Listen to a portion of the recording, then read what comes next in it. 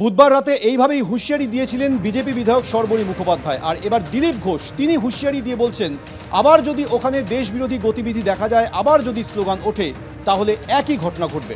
পাল্টা জবাব দিয়েছেন সৃজন ভট্টাচার্য। পরিবর্তন হয়েছে, অনেক কিছুই হবে, 6 মাস অপেক্ষা করুন।